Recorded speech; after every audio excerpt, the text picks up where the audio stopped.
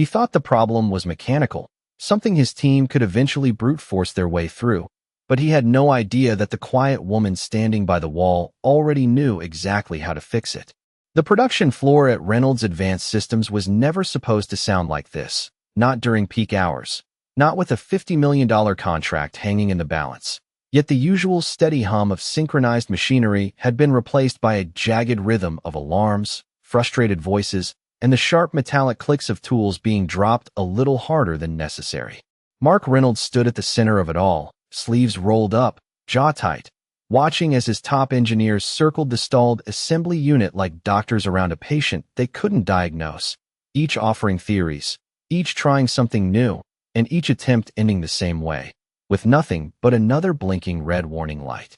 The air felt heavier than usual, thick with pressure and expectation, the kind that came from knowing every second of downtime was costing thousands of dollars and eroding the company's reputation with a client who didn't believe in second chances. A digital clock mounted above the control panel ticked loudly, almost mockingly, counting down the minutes since the system failure, now pushing past 47.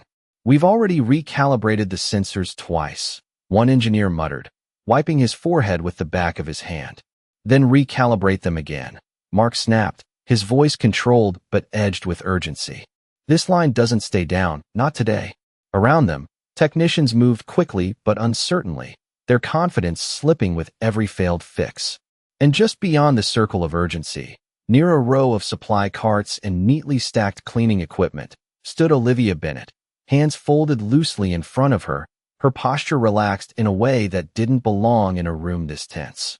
Her Navy maintenance uniform blended into the background, her presence barely acknowledged by anyone passing by, just another night shift worker who hadn't clocked out yet, someone who was expected to stay invisible, to move quietly, to not interfere. She watched the machine not the chaos around it, her eyes steady, following the rhythm of the blinking lights, the timing of the error signals, the subtle misalignment in the conveyor arm that most people wouldn't notice unless they were looking for it. A younger engineer glanced over at her briefly, then looked away just as quickly, dismissing her without a second thought. To them, she was part of the scenery, as irrelevant to the problem as the mop leaning against the wall. Mark paced once, then stopped, staring at the open panel of the stalled unit as if willing it to reveal its secrets. "We're missing something," he said, more to himself than anyone else. The machine let out another sharp beep, followed by silence, a silence that spread across the floor like a ripple, making every failed attempt feel louder than the last. Olivia shifted her weight slightly, her gaze narrowing just enough to suggest a thought forming, something precise, something certain, but she said nothing. Not yet. The room hovered on the edge of frustration, of doubt, of something about to give, and still, no one noticed the one person who already knew exactly where to look.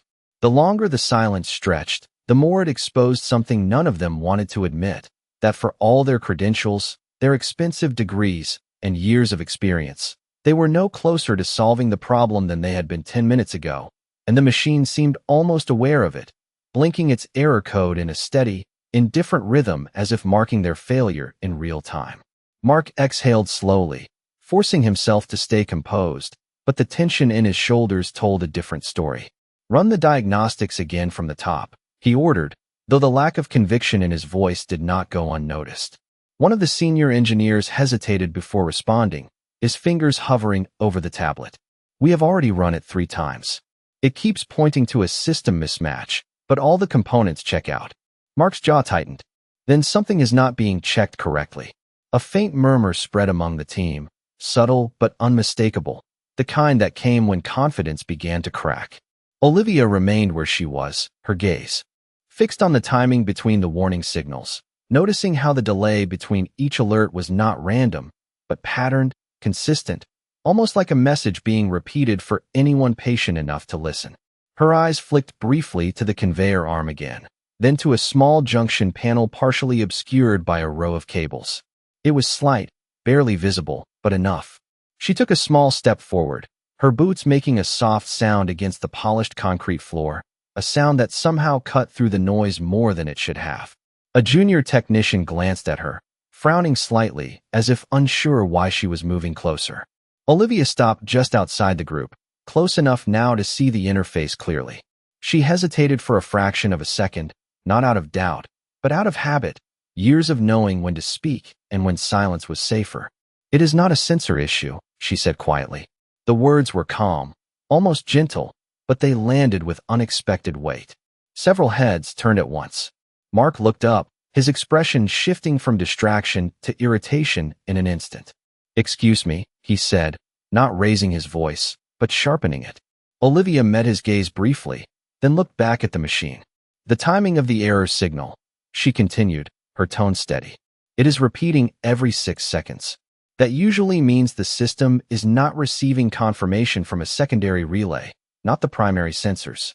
A short laugh came from somewhere in the group, low and dismissive. "That is not how this system is configured," one engineer said, shaking his head. "There is no secondary relay in that sequence." Olivia did not react to the tone. "There is," she replied simply, nodding toward the partially hidden panel. "It is just not where you expect it to be." The room went still for a moment, not in silence, but in a kind of suspended disbelief. Mark's eyes followed the direction she indicated, then returned to her, skepticism written clearly across his face. "And you know this how?" he asked. There was no curiosity in the question, only challenge. Olivia paused, just long enough for the weight of the moment to settle. "I have seen it before," she said. Another engineer let out a breath that sounded almost like a scoff.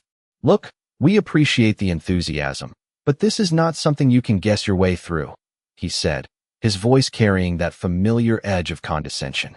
"This system took years to develop." Olivia gave a small nod, as if acknowledging the statement rather than arguing with it. "Yes," she said quietly. "I know." The words hung there, simple and unembellished, but something about the way she said them did not quite match the assumption they were built on, and for a brief second, even Mark hesitated, just barely, before the pressure of the moment pushed him forward again. "We do not have time for distractions," he said, turning back to his team. "Stay focused." And just like that, the room shifted back into motion, the opportunity dismissed as quickly as it had appeared, leaving Olivia once again at the edge of the chaos, unnoticed, unheard, and still the only one who understood exactly why the machine had stopped. Time moved differently on the production floor now, not in minutes, but in tension, each passing second tightening the invisible pressure that wrapped around everyone in the room. And with it came the quiet realization that nothing they were trying was working, not really, not in any meaningful way, just repeated motions dressed up as progress.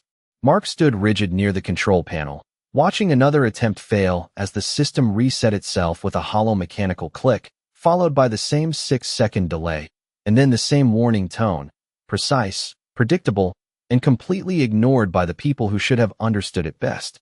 "That does not make sense," one of the engineers muttered under his breath, scrolling through diagnostic logs that only seemed to confirm what they already knew, that something was wrong, but not what or where. A bead of sweat rolled down his temple despite the controlled indoor temperature, a small detail that did not go unnoticed by anyone close enough to see it. Across the floor, Olivia remained still, her posture unchanged, but her focus sharper now, her mind quietly mapping the system as if the blueprints were laid out in front of her, every connection, every relay, every design choice forming a pattern that felt almost familiar.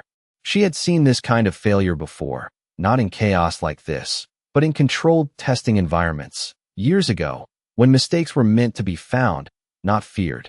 The memory passed quickly, replaced by the present moment, where no one was looking for insight from someone like her. Another alarm sounded, slightly louder this time, drawing a few frustrated groans from the team. "We are running out of time," the junior technician said, his voice tight. "If we do not get this line back up in the next 15 minutes, the entire shipment is going to miss its deadline." Mark did not respond immediately, but his silence said enough. He knew the stakes better than anyone. Losing this contract would not just cost money, it would cost credibility, the kind that took years to build and seconds to lose. Olivia took another small step forward, closer than before, close enough now that she could see the slight misalignment in the cable feeding into the concealed panel she had noticed earlier. It was subtle, almost invisible unless you knew exactly where to look, a fraction of an inch off, enough to interrupt the confirmation signal without triggering a full system fault. She inhaled quietly, then spoke again, her voice just loud enough to carry. "It is not the main system," she said. This time, the reaction was immediate. Mark turned sharply, the restraint in his expression thinning. "We already covered that," he said, impatience creeping in. Olivia did not flinch. "You covered what the diagnostics showed," she replied calmly. "Not what the timing is telling you." A few of the engineers exchanged looks, uncertain whether to be annoyed or curious. One of them crossed his arms. "Timing does not override system data," he said flatly. Olivia nodded once. "It does when the system is waiting for a signal that never arrives," she said, her eyes moving briefly to the concealed junction again. There was a pause, brief but noticeable, as if the idea had brushed against something in the room that had not been considered. Then the moment passed. Mark shook his head slightly. "We are not rewriting the entire system theory based on a guess," he said, turning back toward the panel. The dismissal was clear, final in tone, reinforced by the way the team immediately resumed their work, clinging to familiar methods even as they failed. Olivia's gaze lingered on the machine for a second longer, then lowered, not in defeat, but in quiet understanding. She had seen this before too, not just the problem, but the refusal to see it, the way certainty could blind even the most capable people when it mattered most. The machine beeped again, exactly 6 seconds after the last, steady, patient, waiting for someone to listen, and for the first time, one of the younger engineers hesitated mid-movement, his eyes flicking toward the hidden panel, just for a moment, as if something Olivia had said had not entirely disappeared. The hesitation from the younger engineer did not go unnoticed, even if no one acknowledged it out loud. And in a room driven by hierarchy and certainty, that brief flicker of doubt was enough to shift the energy, subtle but real, like a crack forming beneath a surface that had seemed unbreakable just moments before. He glanced again toward the concealed panel Olivia had indicated, then back at the main control system, his fingers slowing over the interface as if caught between instruction and instinct. "Wait," he said suddenly, not loud, but enough to interrupt the rhythm of repeated failure. A few heads turned, including Mark's, whose patience was wearing thinner by the second. "What is it now?" Mark asked, the edge in his voice sharper than before. The young engineer hesitated, then pointed slightly toward the side of the machine. "The timing, it is consistent. 6 seconds every time. That is not random." Mark exhaled through his nose, clearly resisting the urge to dismiss it outright. "We know it is not random," he said. "It is an error loop." "Yes," the engineer replied, more cautiously now. "But what if it is not just a loop? What if it is waiting on something?" The words hung in the air, echoing something that had already been said, something most had chosen to ignore. A few of the team members shifted uncomfortably, their confidence no longer as solid as it had been. Mark's eyes narrowed slightly as he followed the direction of the engineer's gesture, his gaze landing, almost reluctantly, on the same partially hidden panel Olivia had pointed out earlier. For a brief moment, nothing was said. Then someone scoffed quietly. "We are really going to chase a loose theory from a maintenance worker now?" The comment was not directed at Olivia directly, but it did not need to be. The implication was clear, and the tension that followed was immediate. Olivia remained still, her expression unchanged, as if she had expected nothing less. Mark straightened, his posture tightening as he weighed the situation, the ticking clock above them, the repeated failures, the growing uncertainty among his team. He did not like it, not the doubt, not the suggestion that they might have missed something so basic, and certainly not the idea that the answer might have come from someone outside his trusted circle. But the machine beeped again, exactly on cue, and this time the sound felt louder, more insistent, as if demanding to be heard. Mark glanced at the timer, then back at the system, and something in his expression shifted, not quite acceptance, but not rejection either. "Check the panel," he said finally, the words clipped, reluctant. The room paused, just for a second, before movement resumed, this time directed toward the side of the machine. The younger engineer stepped forward, crouching slightly to get a better look at the concealed junction, his brow furrowing as he examined the cables. "It looks fine," he said at first, but his voice lacked conviction. He reached in carefully, adjusting his angle, then froze for a split second. "Wait," he murmured, leaning closer. This connector, it is slightly off alignment.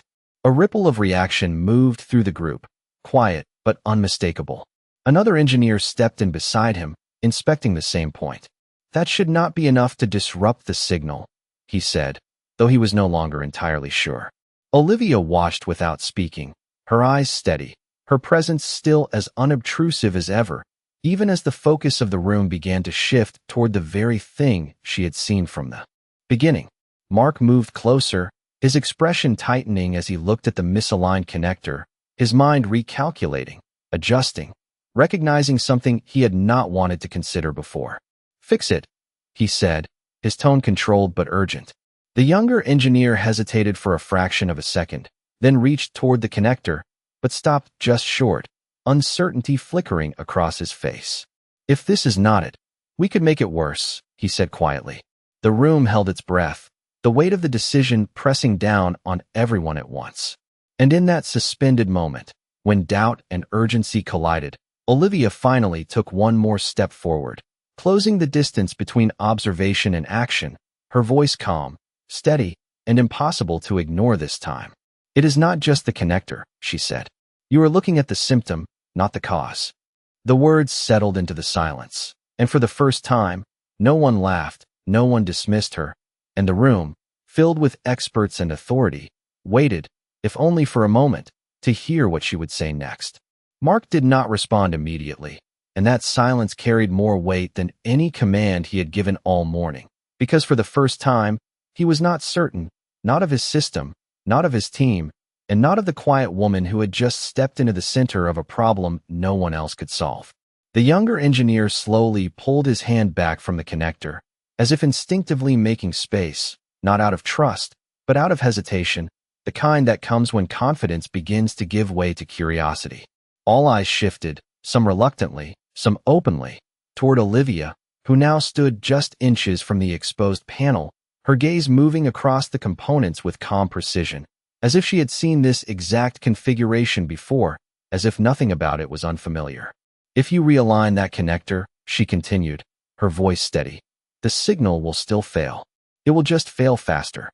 A few of the engineers exchanged uneasy looks, the kind that said they were beginning to understand, but did not want to admit it yet. Mark crossed his arms, his posture defensive, but his attention fully locked on her now.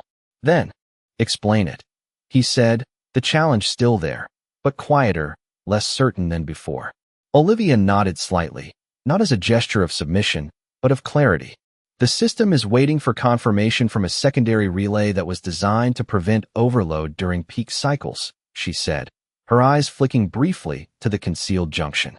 "That relay is not receiving power consistently, not because it is broken, but because the input feed is misaligned upstream." The room went still again, but this time it was not disbelief, it was recognition beginning to take shape. One of the senior engineers leaned in, scanning the panel more carefully. "Upstream where?" he asked, his tone no longer dismissive. Olivia pointed, not dramatically, but precisely, toward a narrow section of the wiring path just beyond the visible panel. "Behind that bracket," she said, "there is a secondary coupling that shifts under heat expansion. It is off by less than a quarter inch, but that is enough to interrupt the confirmation cycle every 6 seconds." The younger engineer's eyes widened slightly. "That would explain the timing," he murmured, almost to himself. Mark's expression tightened as the pieces began to connect, each detail aligning with what they had been seeing but could not explain. "That component is not even listed in the primary diagnostic path," he said. Olivia gave a small nod. "It would not be," she replied. "It was added as a safeguard after the original design phase." There was a pause, heavier this time, filled with the quiet realization that they had been looking at an incomplete picture all along. One of the engineers let out a slow breath. "So what do we do?" he asked, the question directed at Mark, but his eyes still on Olivia. Mark hesitated, just long enough for the shift in authority to become noticeable, then looked at Olivia again. "If you are right," he said carefully, "what is the fix?" Olivia stepped closer, her movements unhurried, controlled, as if the pressure that filled the room did not reach her at all. "Realign the upstream coupling," she said. "Then secure the connector so it holds under thermal expansion. The system will reset automatically.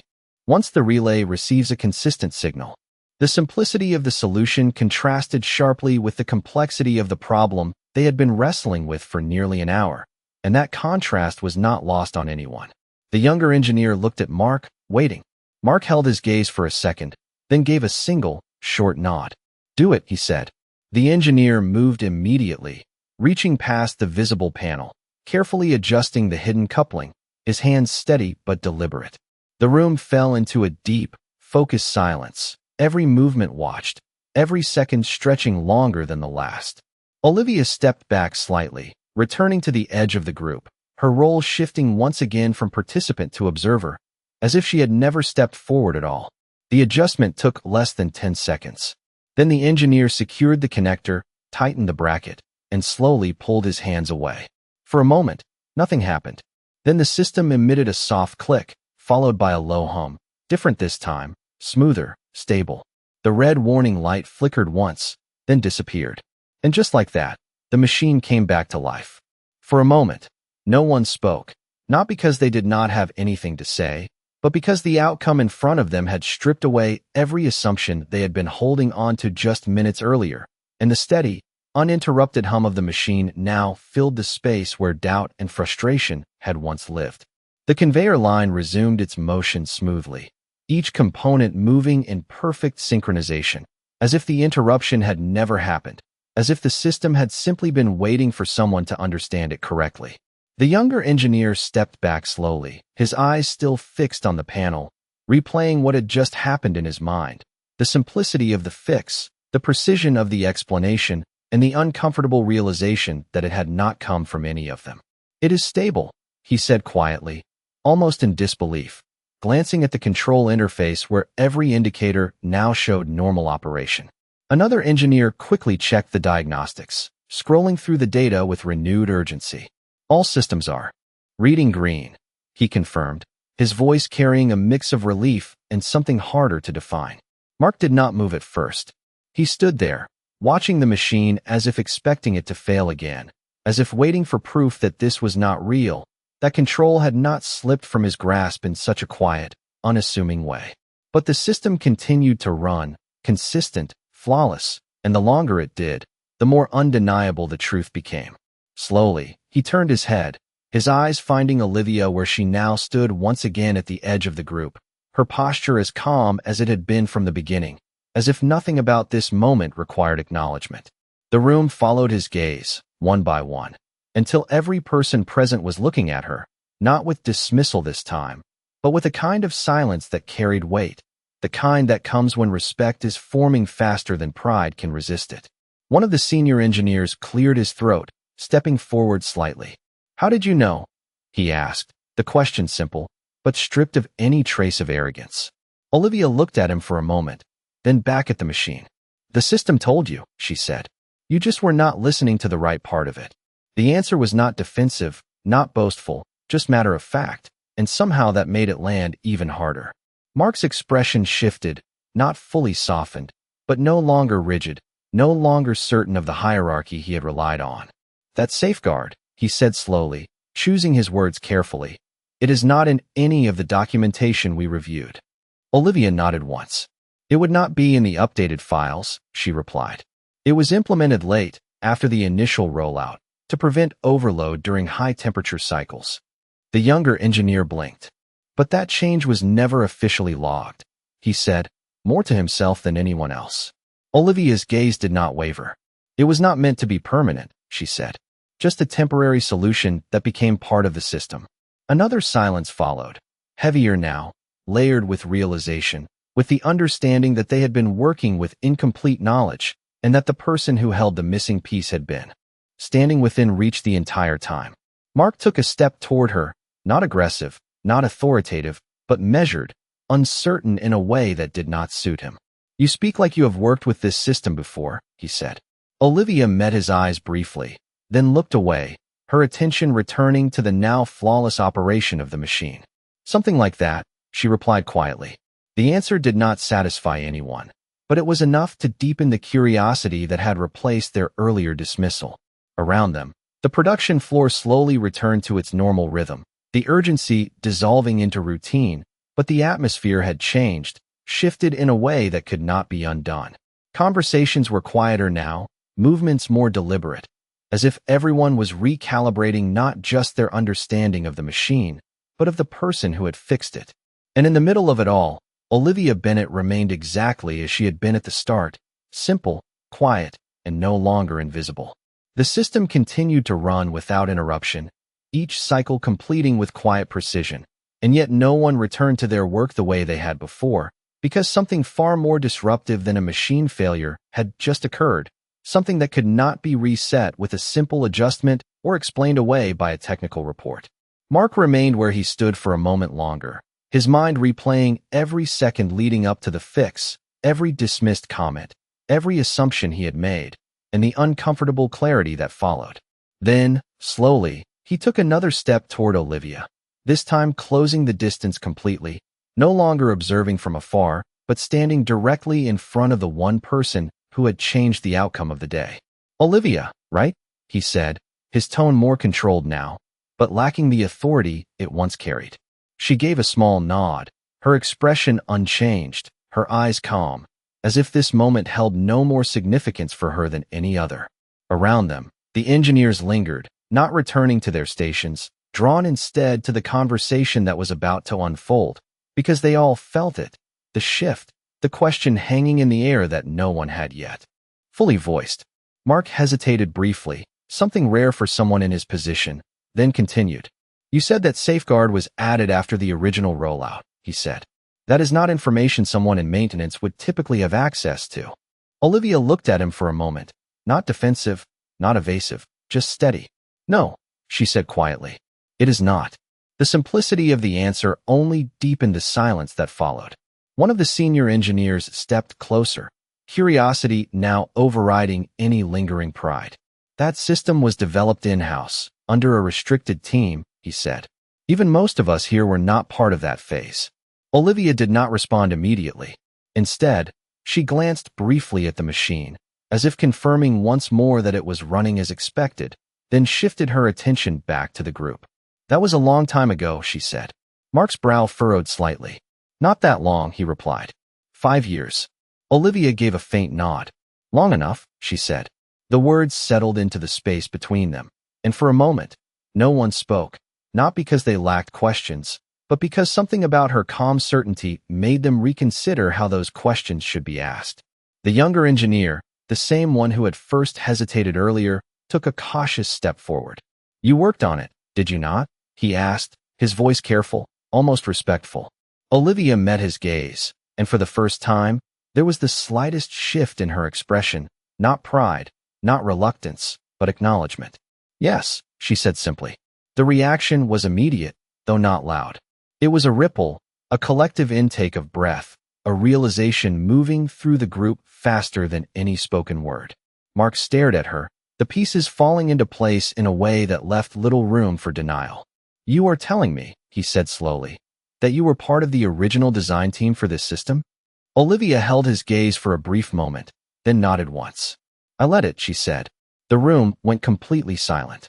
Not the kind of silence filled with tension or uncertainty, but the kind that comes when something undeniable replaces everything that came before it. One of the engineers shifted his weight, as if trying to process the contradiction between what they had assumed and what now stood in front of them. "That cannot be right," someone murmured, though there was no conviction behind the words. Mark did not look away. "If that is true," he said, his voice lower now, more measured than before, "then why are you here?" It was not an accusation, but it carried weight, the question everyone was thinking but had not yet dared to ask. Olivia glanced around the room briefly, taking in the faces that had dismissed her, ignored her, and now looked at her with something entirely different. Then she looked back at Mark. "Because sometimes," she said quietly, "it is easier to see what is broken when no one expects you to fix it." The words lingered in the air, simple and unadorned, but heavier than anything that had been said all day, and no one in that room, not a single person, had anything left to say in response.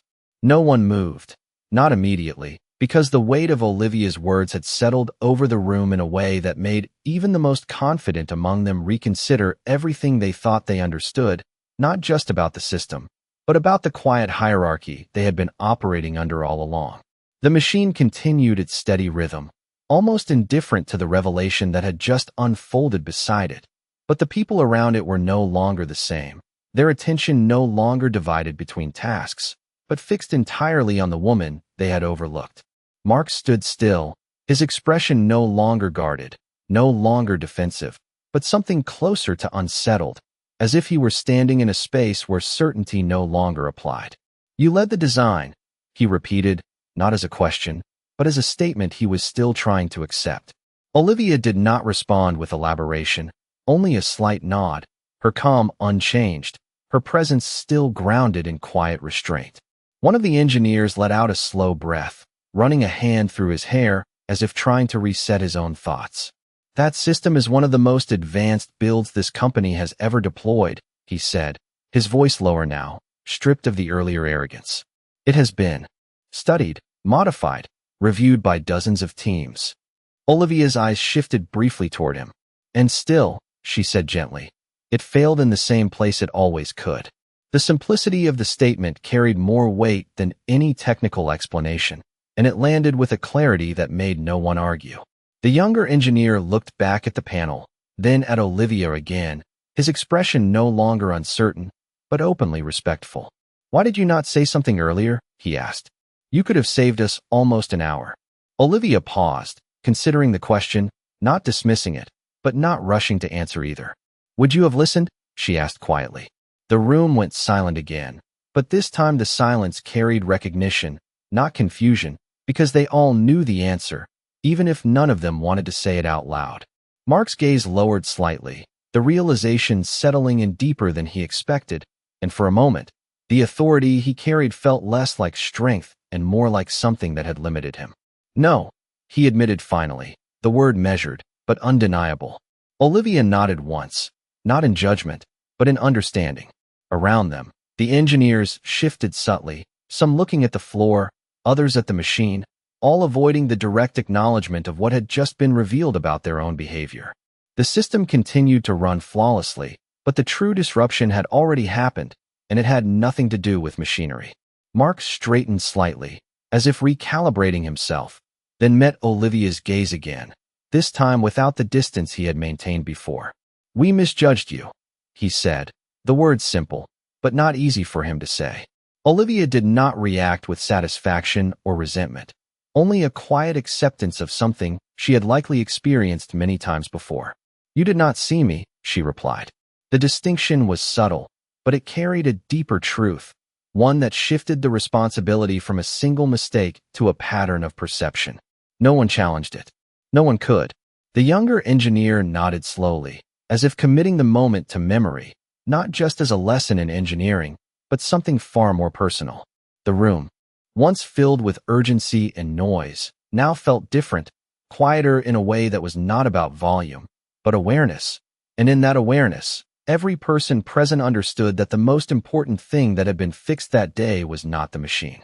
The floor slowly returned to motion, not in the hurried, chaotic way it had before, but with a quieter precision, as if every movement now carried a new awareness, a recalibration that went beyond the mechanics of the system and settled somewhere deeper, somewhere harder to ignore. The contract was no longer in danger. The shipment was back on schedule, and the numbers on the monitors reflected stability once again. But no one celebrated. No one spoke louder than necessary, because the moment that mattered had already passed, and it had changed something that could not be undone. Mark remained where he stood for a few seconds longer, watching Olivia as she stepped back toward the supply cart, her hands returning to the same relaxed position, her presence shrinking once again into the background as if the past hour had never happened. It was almost unsettling, how easily she moved from being the most important person in the room to the least acknowledged, and that contrast stayed with him longer than he expected. "Olivia," he called, his voice not loud, but clear enough to stop her before she reached the edge of the floor. She turned slightly, meeting his gaze without hesitation, without expectation. The entire team seemed to pause again, drawn to the moment not because of urgency, but because they knew something needed to be said, something that would define what came next. Mark took a step closer, not as a superior, not as a director giving instruction, but as someone adjusting to a reality he had not seen before.